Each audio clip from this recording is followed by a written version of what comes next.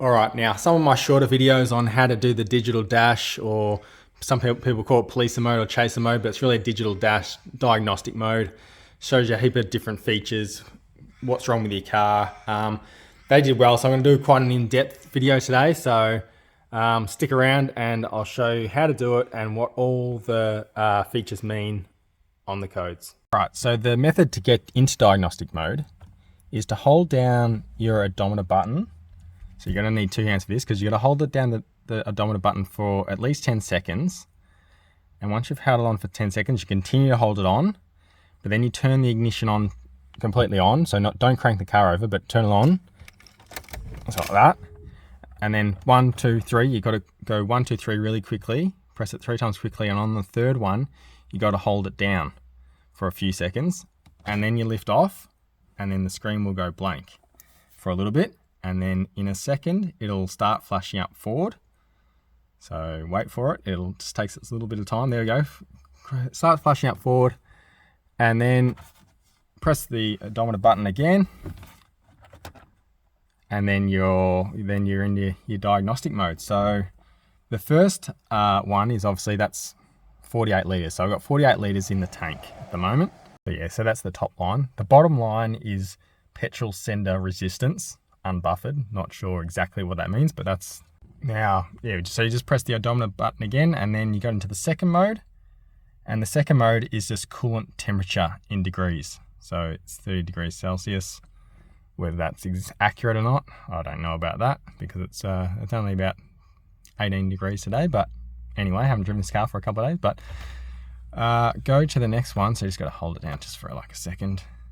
Oh, so if you hold it down for about 2 seconds, it'll go back to back one, so you don't have to go through all the codes. But if you just press it once pretty quickly, it'll go to the next one. So I'll just press it. You got to press it decently hard. So the third one's engine RPM. So when I start the car up, that'll show the RPM and up the top, and then the vehicle speed on the bottom line. So that's a pretty good one to have if you're driving around. You got your digital readout of RPM and digital readout of your speed, which is pretty good. I don't know why they don't always have that option, like an easy way to access that option. A digital speedo is always a good thing to have. Didn't even know you could do that back in the 90s, but you know, for most cars, well, most cars didn't have them. We just had these analog ones. All right, so just press it again for the next one. So the fourth one is oil pressure. So top one's oil pressure in bar, and the bottom line is battery voltage. So 11.4, which is, I guess that's okay. I don't know, that's okay for while the car's off. So the fifth one is instant fuel consumption up the top, and the bottom line is instant fuel consumption in 0.1 litres. So yeah, if you want to see instant fuel consumption, if that really matters to you. But the sixth one is fuel use since trip, average litres per 100. And then this value is to use to calculate the trip computer average fuel consumption litres per 100 kilometres. And then obviously the bottom line is kilometres travelled since the last reset, obviously. 7 is buffered fuel tank level in litres. So there you go, I've got 49 litres in the tank. And then the bottom one is buffered fuel tank level sender resistance.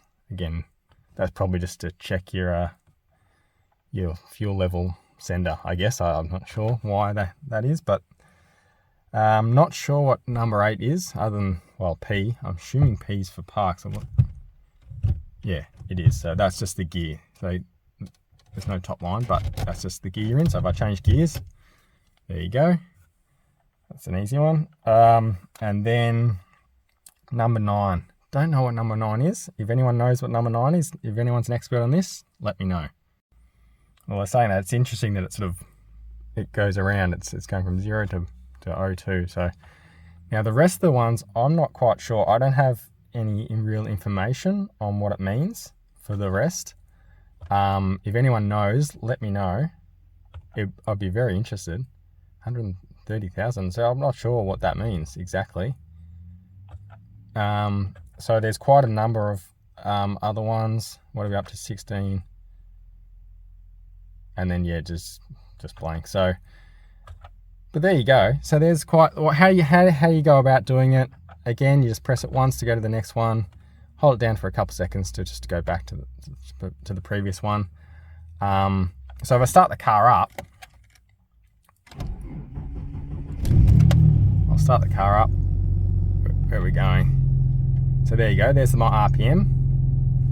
So we give it a little blip of the throttle.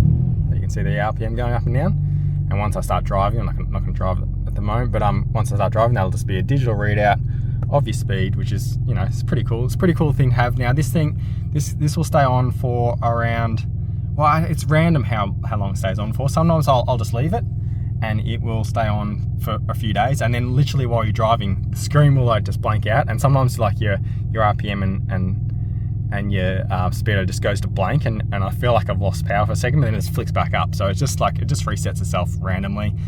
I heard once you turn it off, then back on again, it should reset, but it doesn't always do that. It does sometimes, doesn't always. But if you do want to get it off, just hold down your odometer reset button until it goes back to normal. There you go. So just for a few seconds until it flicks back. But yeah, so you have to reset it each time, maybe each time. So it might last a few days. It might be a certain time, maybe because I've gone for short drives. Maybe that's why it's just reset. But there you go. And then yeah, so once you turn back on, it'll just be normal again. But yeah, so that's the only annoying thing. You got to go through the code again, hold it down for 10 seconds, and then turn the ignition fully on, but don't crank it over. Just turn the ignition fully on while you're holding it down, and then very quickly 1, 2, 3, and on the third one, hold it down for a few more seconds, and then the screen will go blank, forward will come up, and so yeah. So it's quite an interesting little thing to do. Yeah, so anyone knows what all those other codes mean, let me know. But I'd be quite interested in knowing myself, because there's quite a bit of information. Maybe they use that stuff during services to check out, you know, if there's any faults in your sensors or something. Maybe this is why they do it. Let me know, because I didn't have OBD sensors back in the day. I don't believe in these cars, so maybe that was just a technique they used to diagnose some faults in your car. But yeah. But as you can see, I've got my car nice and clean. Interior's, you know, pretty clean at the moment. Washed the car the other day. I actually blow dried the car, which I don't know if anyone's ever tried blow drying. I just used the trusty old Readout blow dryer. And I don't know, if you got, especially on the panels that I've ceramic coated, I haven't done the whole car yet, but on the panels that I've polished and ceramic coated, it really just comes straight off. It's the easiest way to dry your car. You get all the water out of the gaps. So that's something I've just tried. It took a little while to dry it, but I was quite pleased with how well it just like blew the water out of the door jambs and stuff around the edges of the doors. You just sort of blow it out. So that's always a good thing. I don't like leaving water in there, because it attracts dust, and then and then dust, then rust, and the E-series things. So anyway, thanks for watching another video. I'll get some more content coming. I'm hoping to maybe go to a dyno place and filming a few other guys' cars, getting tuned on the dyno. So if you're interested in seeing that, let me know.